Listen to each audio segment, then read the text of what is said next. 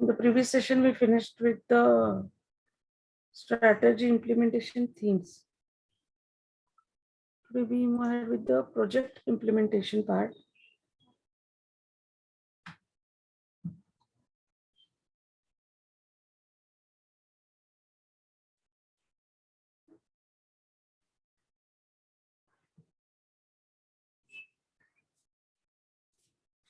Now we have the strategy implemented, whatever is the strategy implemented by the management, they have to make sure that the right projects need to be get initiated and provisions for those budgets have to be done. Also, the specification with reference to the project has to be looked into. The strategies they lead to the plan, programs, and projects. So we say that project is a subset of these strategies.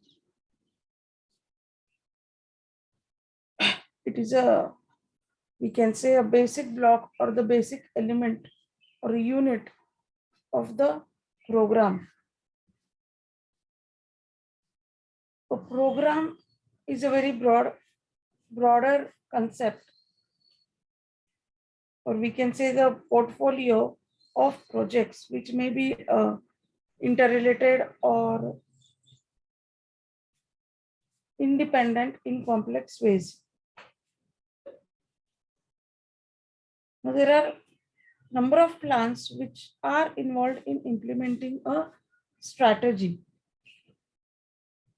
The principles and techniques of project management, they have high significance to link to the tasks of strategy implementation and involves techno-managerial function. Now, if we seek the definitions of the project management, then it is a temporary endeavor undertaken to achieve a particular aim and to which the project management can be applied regardless of the project size, budget, or timeline.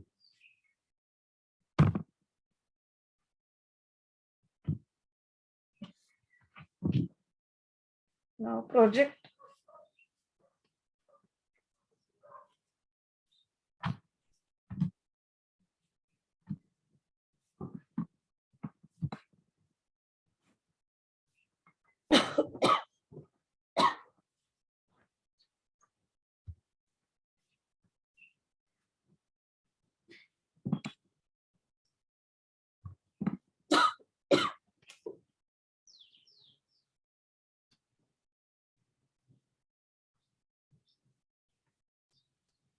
it is the application of knowledge, skills, tools, and techniques to a broad range of activities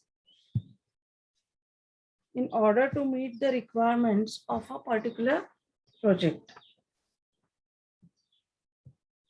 It generally comprises of 5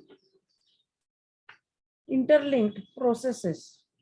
Like initiation is the first point, where the projects are initiated. They form a part of a program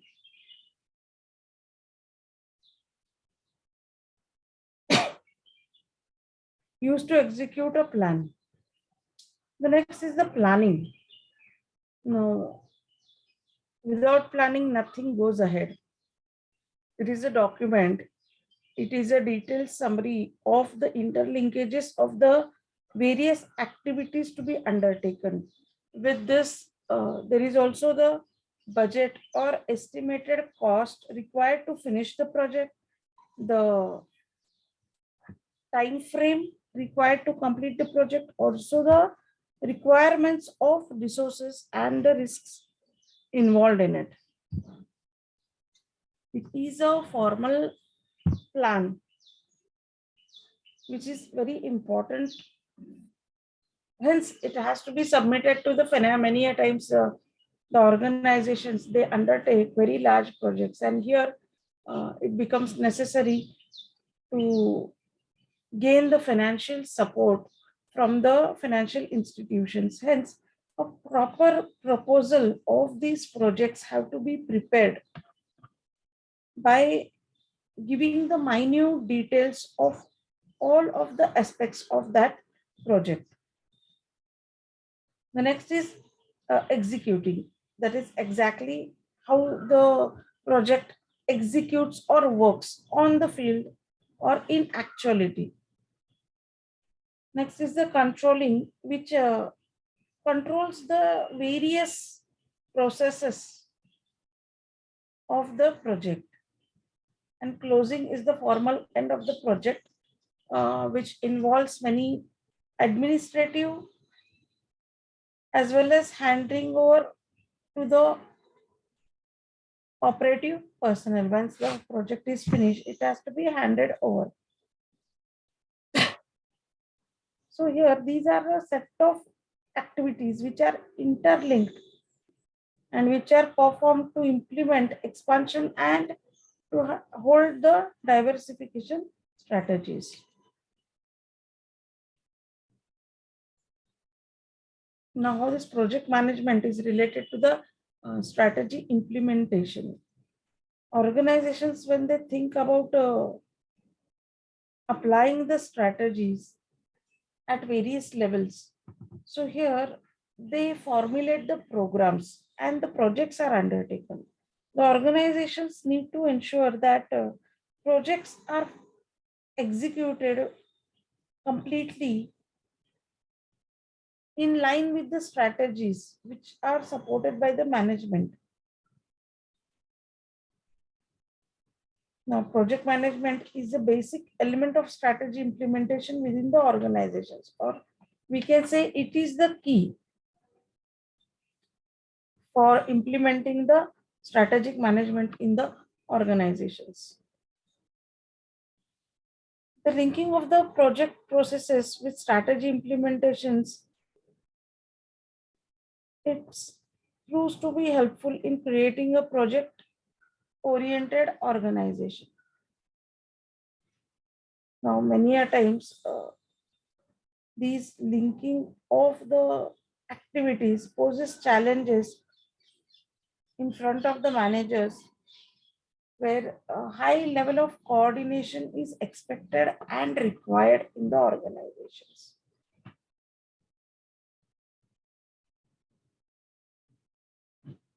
Now, wherever the projects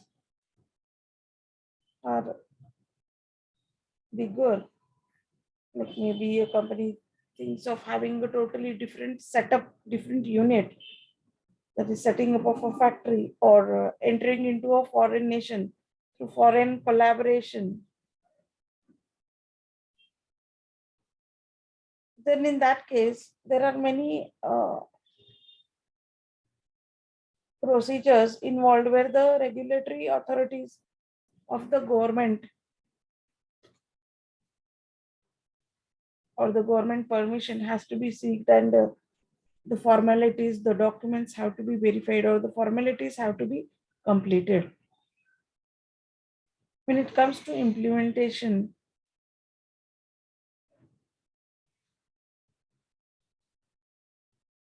the businesses, they operate and they have to adhere to the government rules and regulations. So one cannot bypass them or cross them. Once companies to maximize their long-term value, they link up their regulatory strategies with their product, business unit, or the corporate strategies.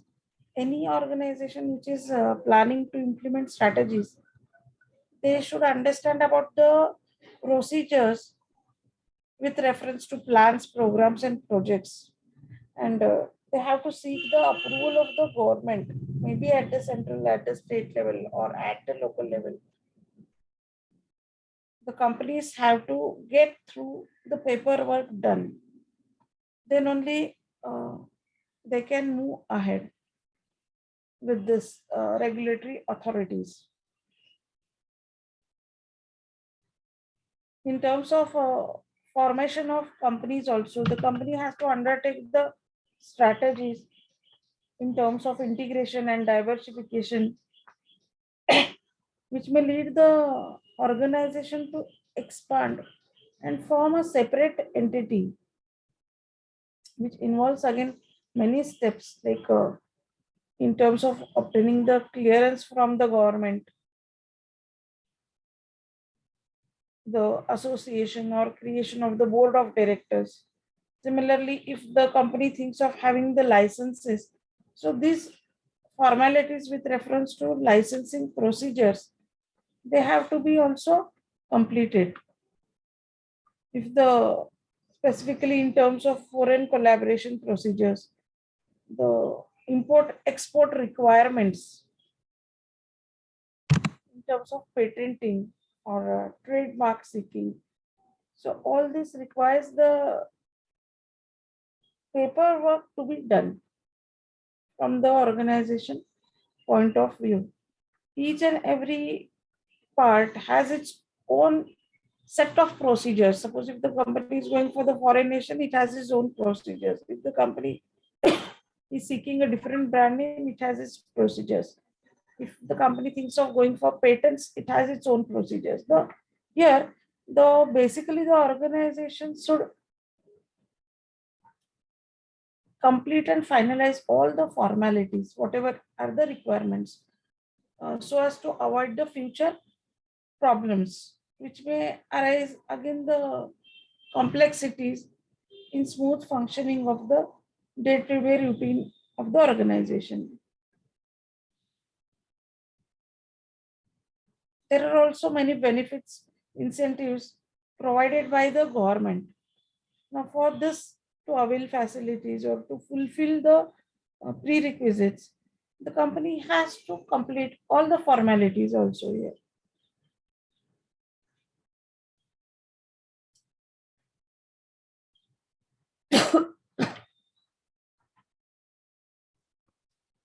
The company has to think about the resource allocation part also. Now, based upon these different projects, the company undertakes the resources.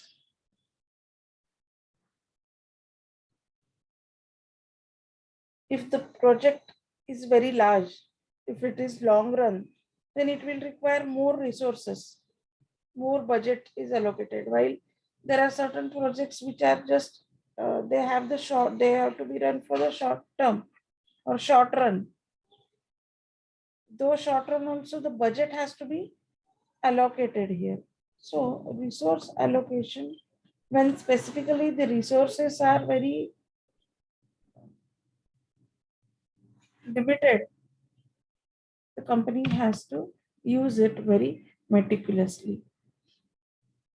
So this is about the project management. And next is McKinsey's 7S model, we say 7S framework.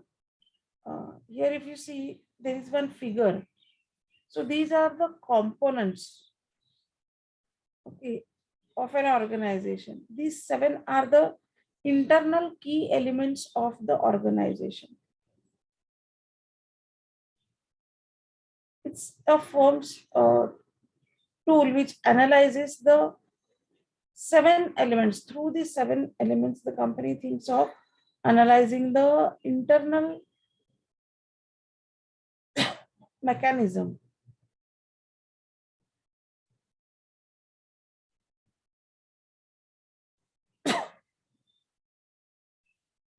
It emphasizes on human resources also. It emphasizes on the organizational infrastructure also. Now, to achieve the effectiveness in the company, the model was developed. All of these areas, they are linked, and here it portrayed that any one of this attribute factor changes, it will affect the other factors also.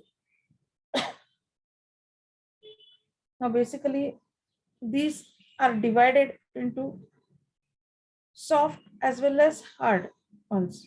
The areas, these different areas are divided among themselves in the soft and the hard part.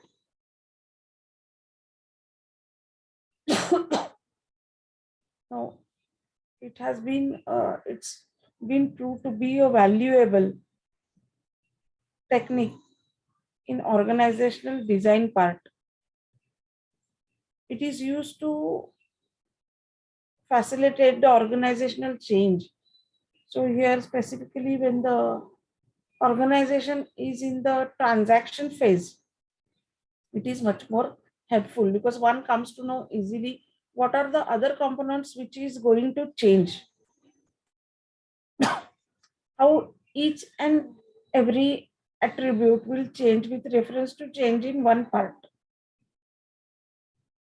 As they are interlinked, it will have an impact on the other factors.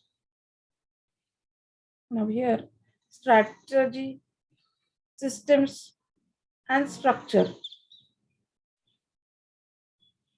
The strategy, structure, and systems are hard elements that can be identified very easily and they're easy to manage when compared with the soft elements. While the soft elements are hard to manage, the skills, staff, style, and shared values. These are the soft areas where it is difficult to manage them. A strategy is a plan, an action plan, which is developed by a firm to seek the competitive advantage in today's era of competition. So, when a company undertakes a strategy, maybe a long term, maybe a short term,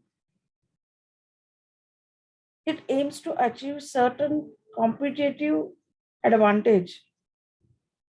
It is also supported by the company's vision, mission statement, and the values which it inculcates. It is interlinked with the other elements.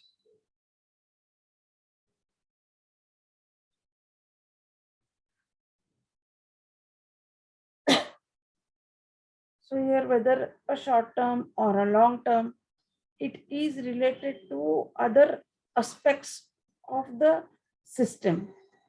When one speaks about the structure, structure is basically the designs which the companies thinks of applying in their organizations. It represents the way the units or business divisions they are organized, the hierarchy and the roles specified to various cadres of the organization. This is for the purpose of accountability. Basically, the structure is an organizational chart of the firm, a formal organization chart of the firm. It is visible and it is easy to change the other elements of the uh, framework also. Structures, maybe they change or they are kept as it is many a times. But as the time demands and some new things crop up, management thinks of inculcating the new changes also here. The systems are the processes and procedures which the company undertakes to smoothen the day-to-day activities. Now, how the business is done, how the company functions. So there are certain systems which the company thinks of while running the businesses. And systems parts also forms a part of this framework. The skills. The skills are the ability that the employees perform. So when we speak about the skill sets, it is related with the people part of the organization. It includes the competencies or capabilities from the point of view of employees in the organization. Whenever the company thinks of undertaking an activity like merger, acquisition, so further in day-to-day functioning, uh, this skills also plays a role. Skills reflect the capabilities or competencies of an organization. The more the skilled the staff, the more smoother for the organizations to function properly.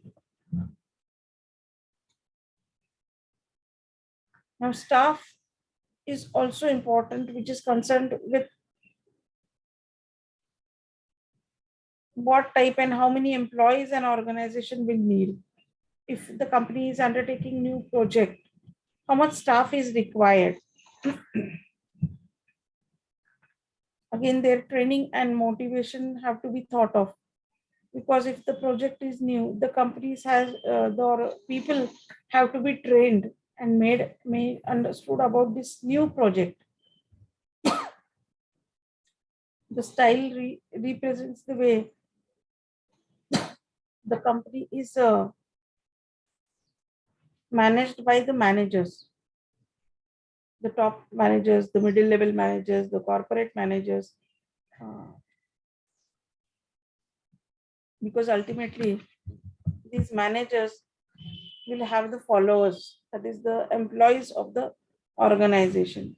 Hence, the management style also is important. This management style of one company differs with that of the company, and it is laid on the foundation of shared values of the organization. The shared values are the core of this model, because these other attributes are somewhere guided by the foundations of the norms or the standards which are laid down by the shared values and provide a guidance to the employees and the company actions.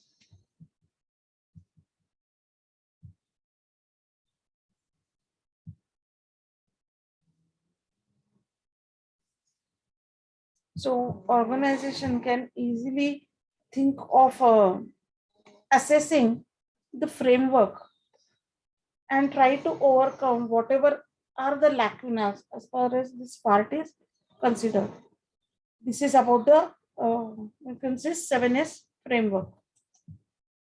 Moving ahead is the organization structure. Now here, an organization structure is the arrangement of tasks and subtasks which is required to implement a strategy. We can say that it is a diagrammatic representation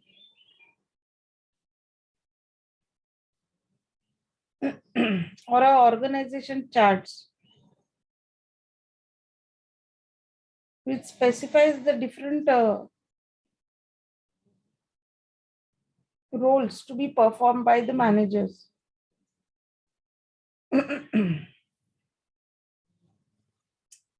Here it includes the hierarchy of authority. Basically, one understands when one visualizes, they understand the hierarchy of the authority in the organization.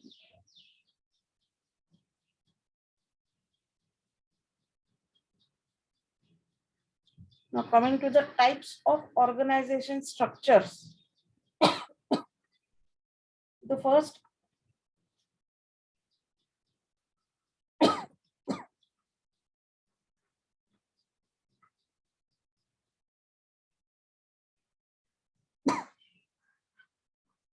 now basically uh, the strategies are somewhere related to this structure part.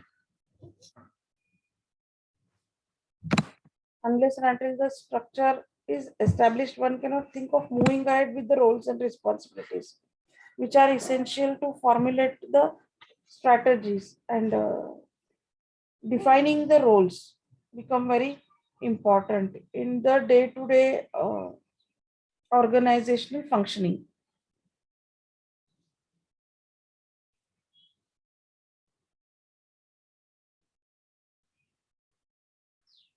Now, when the companies think of having a strategic plan, a new strategic plan, the strategy is also put place with reference to this organizational structure.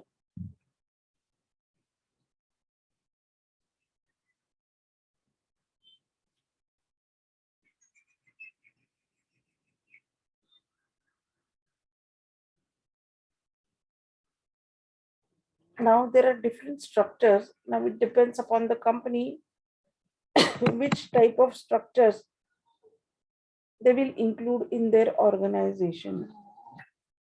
The first and foremost is the entrepreneurial structure.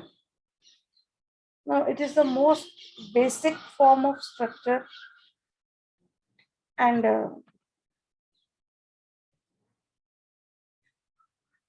is more appropriate for an organization that is owned and managed by a single person. Now here we can take an example of the small scale unit, small scale industrial unit, or a proprietary firm, or a small outlet which exhibit the characteristics of the organization. These are based on the entrepreneurial structure, where there is a owner and there are the employees. The owner takes the decision and looks into the day-to-day matters. Here, as there is a single person, it becomes very easy to move ahead with the decision-making criteria, because there are no more people are involved.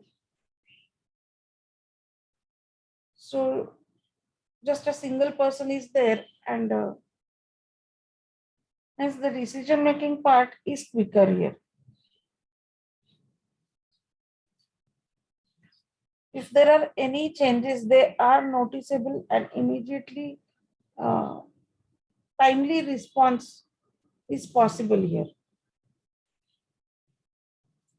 Most of the time, it is a informal and simple organization systems.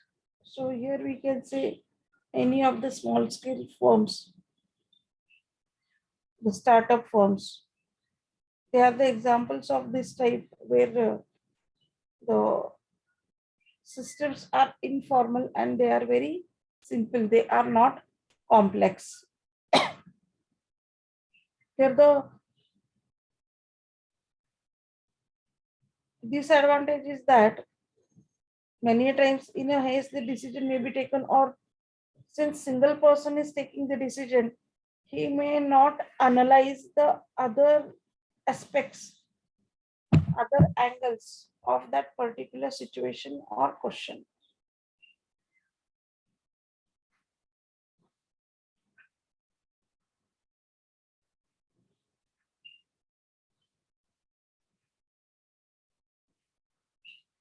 As the person is single-handedly looks after everything, he may be more involved in operational matters and may ignore the main strategic decision part.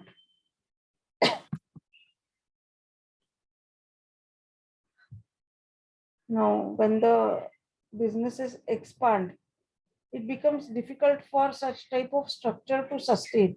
Sustain in the sense it builds up the pressure on that single person, as every now and then the decision making matters. And so it is only applicable to a smaller firm. Now, moving ahead is the functional structure. Now, as the business expands this entrepreneurial structure, there are certain limitations on this structure, and here it may move to the functional structure. Here, the specialized skills and delegation of authority to managers to look after specific tasks is required.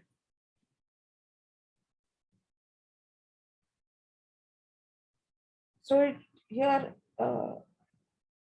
this structure seeks to distribute the day-to-day functionalities so that the responsibility is not on the shoulders of a single person. They get distributed among different specialized core or the areas of various business units.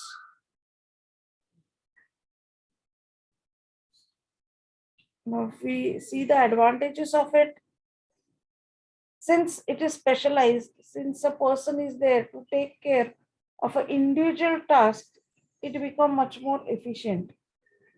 The efficiency increases, and these managers take care of their day-to-day functioning and activities for which they are responsible. Here, since operational part is taken care by these operational managers, the decisions with reference to strategic part are left to the top managers. Top management can just concentrate on strategic decisions very effectively. Now, when the coordination comes, that can be one of the limitation of this structure. As a person is individually handling their own units, there should be coordination among different units. Maybe because of the human factor, many a times the things become much more complex or varied.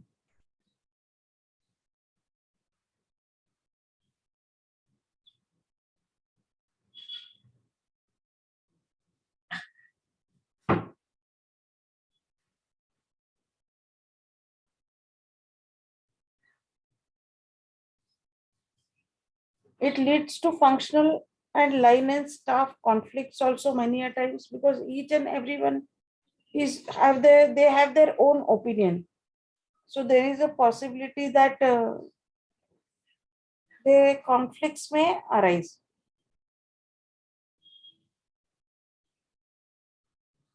The next is the divisional structure. The structural needs of expansion and growth are satisfied by functional structure, but only up to a certain limit. Now, when the companies think of having the geographical segmentations, the diversification, which makes this structure inadequate, and hence work is divided on the basis of product lines or the type of customers or geographical areas covered. So separate division takes care of the separate part. Within divisions, the functional structure, they may still operate. So here, basically, they are bifurcated on the basis of one or the other criteria or attribute here. Now here the advantages are, it helps the functioning related to the particular division only. Since there are the divisions and under that there are also the functional sets, it becomes easy to respond to the environmental changes. And also here also it enables to the top management to restrict themselves or focus on the strategic matters or strategic management.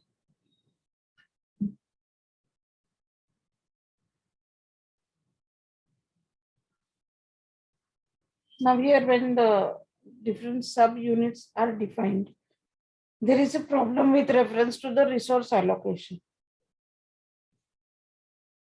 the resources are to be allocated to different units. So here, if they do not have the objectives much defined or specified, it becomes very difficult. When the authority is shared, then there is a line drawn between the functioning of the corporate level managers and the divisional level managers. As corporate levels, they handle the overall the business, while the strategic business unit managers are confined only to that particular business unit.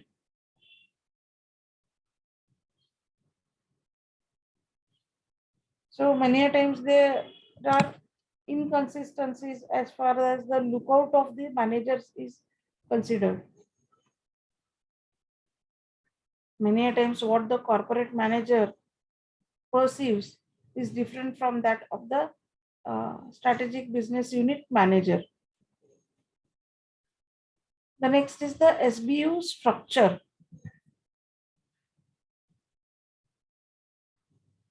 Any part of a business organization which is treated separately for the strategic management process is known as the strategic business unit.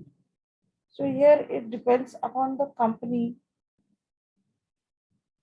Basically, strategic business unit is looked upon as a profit center unit or profit seeking unit, and hence uh, the company has its own specialized unit which has a different role to play or which has its own objectives and tasks to be achieved.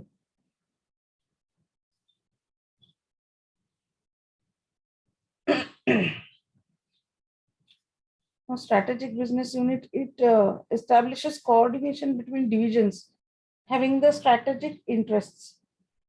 It facilitates strategic management and controls the large diverse organizations. As the strategic business unit is confined to its own functioning, it has its own objectives and tasks. They are accountable for their objectives or for their unit. The strategic business unit manager heads the responsibility for that particular unit. The companies, when they analyze, they go for analysis of the portfolio management. They come to know whether a particular unit is performing well or not.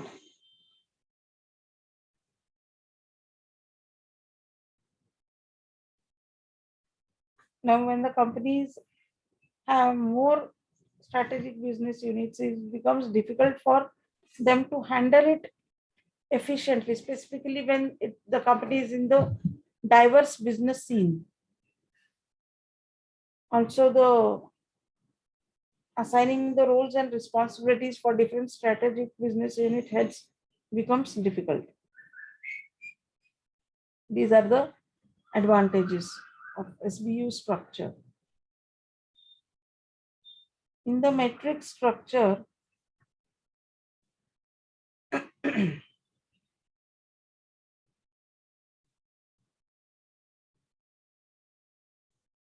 the large organizations, there is often need to work on major products or projects, each of which is strategically significant. So here the organization goes for the matrix type of structure.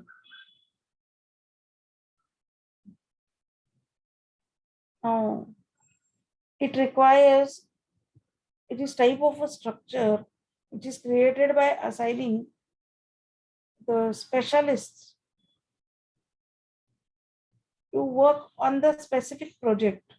Maybe if the company is going for the new product launch, they are going to come up with the new product, then the task is assigned to a specific specialist manager. So under the head of this manager, there is a team of specialists who are given the task to look upon a particular project like new product development. So everything the team will look for it and the budget is allocated. Once the project is over, the team members get dispersed again. So maybe for the specific time, they come together and try to work together to achieve the common objective of that specific project. Like this, many projects may be ongoing in an organization. So it allows the individual experts of the industries to come close, those who are very much talented. It helps to boost the creativity among the employees.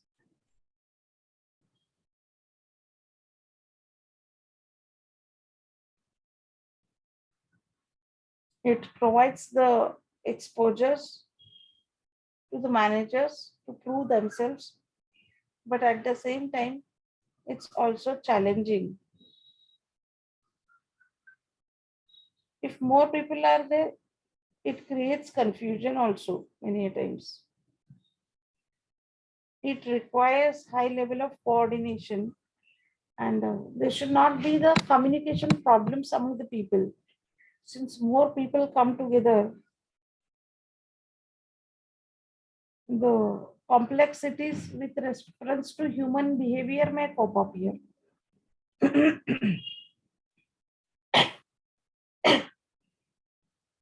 The next is the network structure.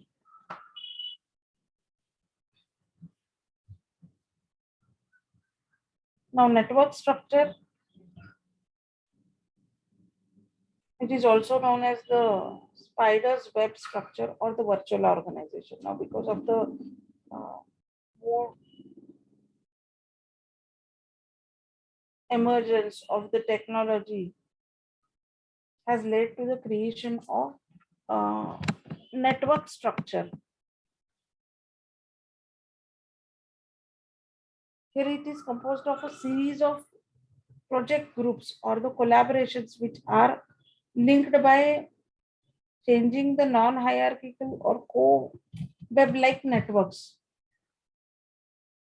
Here the structure is highly decentralized and organized around the customer groups.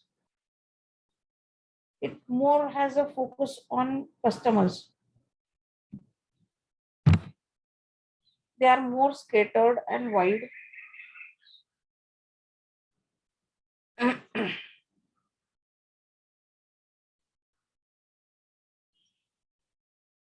is suited to organizations which face the changing environments usually, where the quicker response is required, high level of adaptivity, and strong innovative skills are the prerequisites. It extensively makes the use of out support services.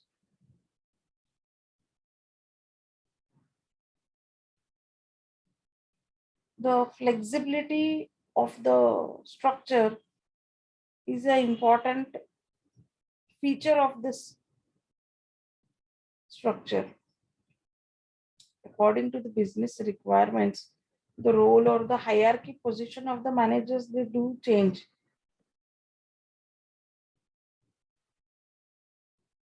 It is more focused on core competencies of the firm, and the employees have to be more adaptable to fit to the environment. Here also, the grip lies in the coordination part. There should be a high level coordination among the employees. Now, many a times, the higher cost is involved because of the duplication of resources which could exist.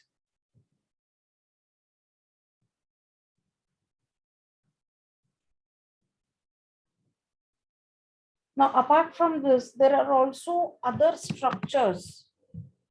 Now, these are the major ones, but apart from this also, there are other structures that they are like the product-based structures where the company is having more than one product line.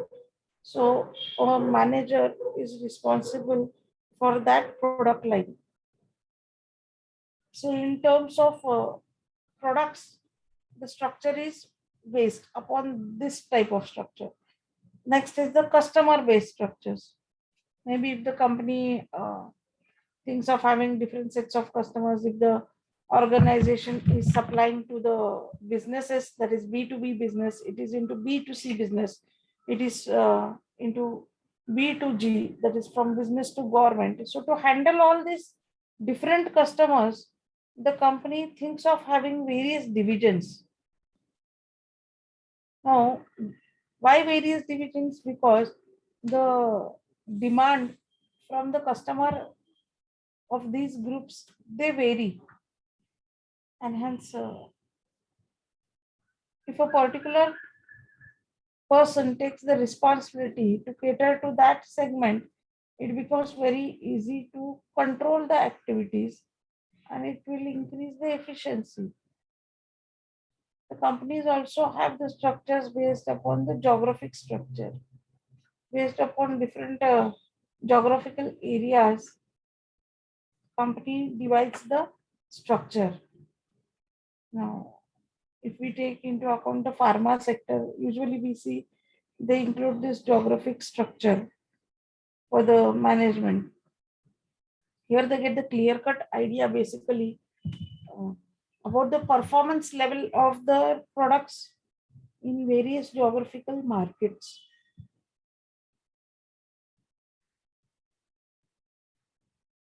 So here it is totally the decentralized management as a based upon the geographical structure. A particular manager will take care of that particular geographical unit. It is what is desired and is responsible for the performance of that unit with reference to that geographical area. Now, this is about the organization structures. In the next session, we will continue. Here, whether there are any problems.